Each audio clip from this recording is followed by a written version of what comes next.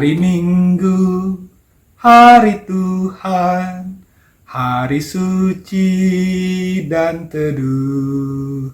Hari Minggu, hari Tuhan, hari suci dan teduh. Selamat pagi dan selamat hari Minggu sahabat GPIB dimanapun berada. Kembali dalam program Morning Call GPIB. Hari ini bersama dengan saya, Pendeta Yosua Wahyu Anggoro. Mari sebelum kita mengawali rangkaian kegiatan kita, aktivitas, bahkan juga ibadah dan pelayanan kita di sepanjang hari ini, kita bersaat teduh di dalam perenungan firman Tuhan yang kita akan baca dari Injil Yohanes pasal 4. Saya baca ayat 9 sampai ayat yang ke-10. Sebelum kita membaca dan merenungkannya, marilah kita berdoa. Kami bersyukur Tuhan, Engkau memberkati kami dalam istirahat kami tadi malam, dan pagi ini kami dibangunkan dalam keadaan yang baik, yang sehat dan penuh dengan anugerah Tuhan. Dan kami ingin mengawali kehidupan kami di hari Minggu yang mulia ini dengan kami membaca dan merenungkan firman-Mu. Tolong kami Tuhan agar kami mampu untuk membaca, mengerti firman-Mu dan terlebih menghidupinya dalam kehidupan kami hari lepas hari. Bersabdalah Tuhan, kami siap untuk mendengarkan firman-Mu. Dalam nama Tuhan Yesus kami berdoa. Amin. Injil Yohanes pasal 4 ayat 9 sampai 10 saya bacakan untuk kita semua. Demikian bunyi firman Tuhan. Maka kata perempuan Samaria itu kepadanya, "Masakan engkau seorang Yahudi minta minum kepadaku seorang Samaria? Sebab orang Yahudi tidak bergaul dengan orang Samaria." Jawab Yesus kepadanya, "Jikalau engkau tahu tentang karunia Allah dan siapakah dia yang berkata kepadamu, 'Berilah aku minum,' niscaya engkau telah meminta kepadanya dan ia telah memberikan kepadamu air hidup." Demikian pembacaan Injil Tuhan kita Yesus Kristus. Berbahagialah kita yang membaca dan mendengarkannya, terlebih menghidupinya dalam hidup sehari-hari. Ibu Bapa, umat yang dikasihi oleh Tuhan, sahabat GPIB dimanapun kita berada. Kehadiran Tuhan Yesus di tengah-tengah dunia membawa banyak sekali kritikan, pembaharuan, bahkan juga reformasi dalam kehidupan beragama dan kehidupan beriman umat di saat itu.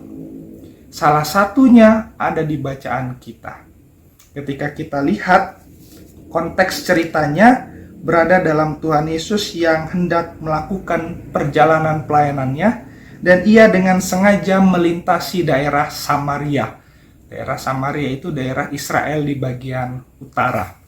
Dan di sana ia bertemu dengan seorang perempuan Samaria, dan bukan hanya bertemu, ia mengobrol, dan bukan sekedar mengobrol, ia meminta air minum kepada perempuan Samaria saat itu.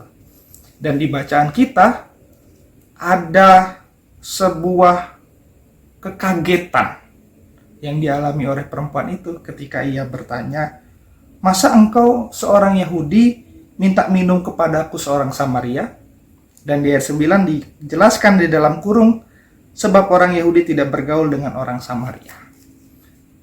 Sahabat GPIB dimanapun berada, konteks historis kehidupan orang Israel saat itu, ketika Tuhan Yesus hadir ke tengah dunia, mereka begitu membenci dan begitu menolak hubungan baik dengan orang-orang Samaria.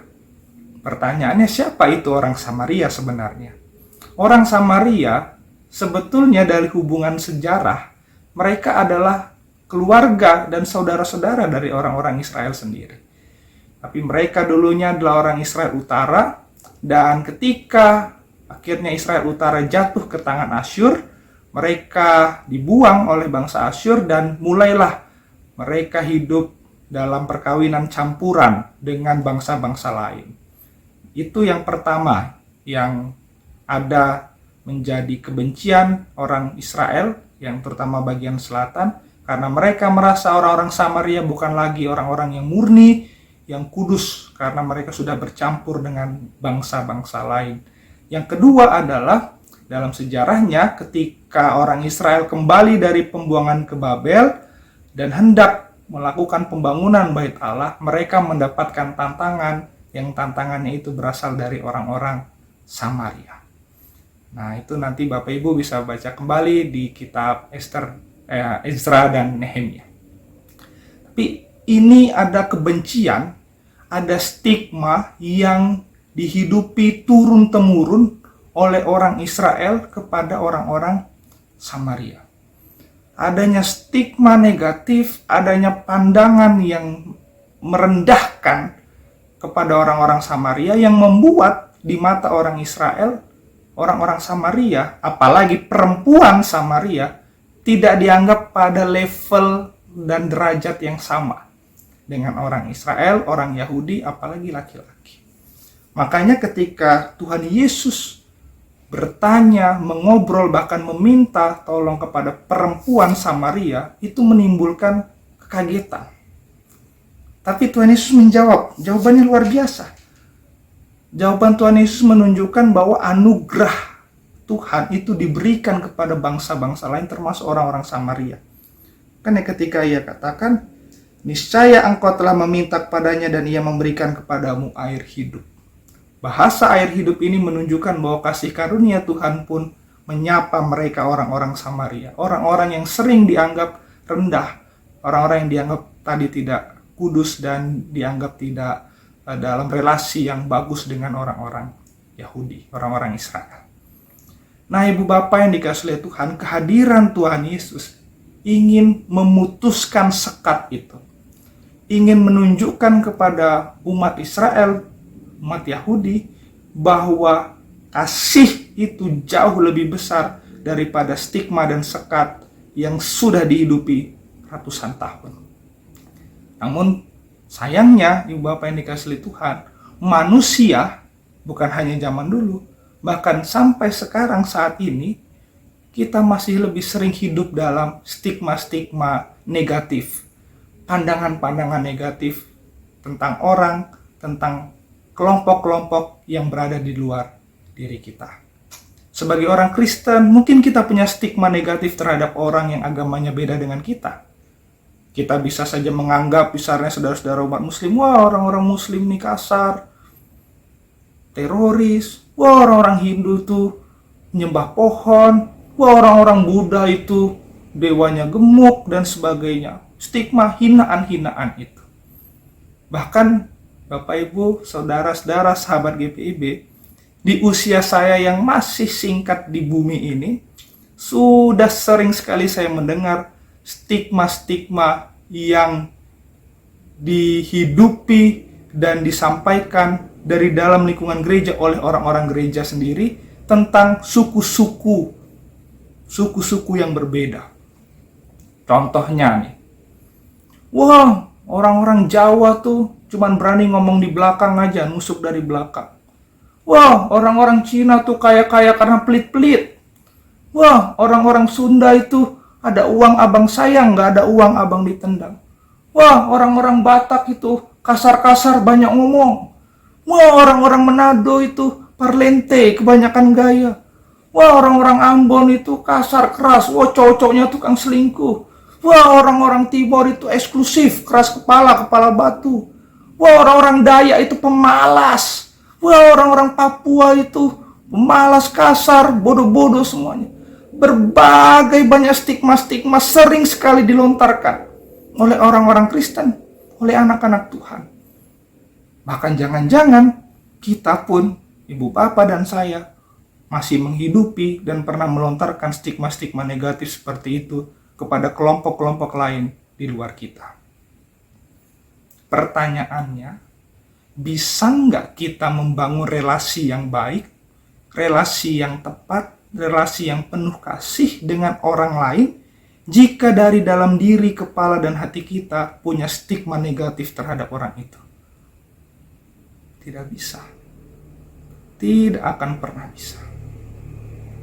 Makanya nggak heran dalam gereja pun kadang terjadi ribut karena adanya kelompok-kelompok yang hidup dengan label-label dan stigma-stigma negatif terhadap kelompok-kelompok lain. Mungkin bukan hanya berbeda suku, bisa jadi karena berbeda latar belakangnya. Kita belum ngomongin perbedaan ekonominya, perbedaan budayanya, perbedaan pekerjaan, perbedaan orientasi seksual, dan perbedaan-perbedaan lain yang kita bisa jadikan alasan untuk menempelkan stigma negatif. Apalagi kita hidup di negara yang masih penuh dengan stigma. Kita hidup di negara yang kehidupan politiknya adalah politik stigmatisasi. Kita pasti masih ingat ketika pemilu 2019. Stigma kelompok dibagi dua. Cebong, kampret. Kalau orang dia mengkritik Jokowi, dia dibilang kampret. Kalau mengkritik Prabowo, dibilang cebong. Padahal bisa jadi dia sedang di tengah-tengah dan dalam posisi netral. Sekarang ada lagi stigma kadrun, stigma buzzer RP. Nanti pemilu 2024 nggak tahu lagi apa lagi stigma yang akan ditempel dan disebarkan di mana-mana. Kita dikotak-kotakan, kita dipisah-pisahkan. Dan tidak akan pernah bisa ada relasi yang baik di tengah-tengah kehidupan yang penuh dengan stigma. Sahabat GPB dimanapun berada, hari ini kita belajar firman Tuhan. Ketika Tuhan Yesus hadir di tengah-tengah dunia, Ia melaksanakan pembaharuan dan reformasi iman, termasuk dalam cara kita menjalani kehidupan. Kalau kita bilang kita hidup mengasihi sesama manusia, maka kita belajar untuk hidup melepaskan stigma-stigma negatif terhadap kelompok-kelompok lain, sehingga ketika kita melepaskan stigma itu, baru kita bisa membangun relasi yang baik, relasi yang tulus, relasi yang sungguh-sungguh penuh kasih. Dan dalam relasi seperti itu, baru kita sungguh-sungguh bisa menjadi berkat untuk orang lain. Selamat menjadi berkat. Tuhan memberkati kita. Amin. Sahabat GPB, mari kita berdoa. Terima kasih ya Tuhan Yesus untuk firman-Mu yang kami dengar dan kami belajar darinya. Betapa Tuhan dengan penuh cinta kasih mau hadir menyapa orang perempuan Samaria, orang dan kelompok orang yang sering kali dipandang rendah dan hina. Tuhan mau membangun relasi, Tuhan mau meruntuhkan sekat-sekat dan tembok-tembok pemisah itu. Dan Tuhan mau kami pun hidup dengan cara yang demikian. Jika sampai saat ini Tuhan, hati pikiran kami masih penuh dengan stigma-stigma negatif terhadap orang-orang lain, terhadap kelompok-kelompok lain. Jika tutur kata kami masih sering melanggengkan stigma-stigma yang memecah belah persekutuan kami, yang memecah belah kehidupan beriman, yang memecah belah kehidupan berbangsa kami. Kami mohon ampun kepada Tuhan, dan kami mohon Tuhan Yesus baharui hati, pikiran, dan hidup kami, sehingga kami bisa hidup dengan penuh ketulusan, dengan penuh kasih sayang. Kami tidak membangun tembok satu sama lain, kami membangun jembatan yang tulus, sehingga dari relasi yang baik dengan sesama kami menghidupi firman Tuhan, dan kami menjadi berkat untuk orang lain. Tuhan mampukan kami, dan Tuhan tolong kami. Dan Engkau pun berkati kiranya kehidupan kami sepanjang hari ini, peribadahan-peribadahan umat-Mu, bahkan juga aktivitas kehidupan yang kami jalani, kiranya Tuhan berkenan memberkati semuanya. Untuk umat Tuhan yang masih bergumul dengan berbagai pergumulan hidup, yang masih merindukan berbagai harapan-harapan, Tuhan yang menyapa dan Tuhan yang memegang setiap mimpi-mimpi dan kerinduan hati mereka. Ini doa kami kepadamu Tuhan, kami bawa dengan rendah hati kepada Bapa di sorga. Di dalam satu nama Tuhan Yesus kami berdoa. Amin. Demikian morning call untuk hari ini, Bu Bapak, saudara-saudara, sahabat GPB yang dikasihi oleh Tuhan. Salam sehat, Tuhan memberkati kita semua. Amin.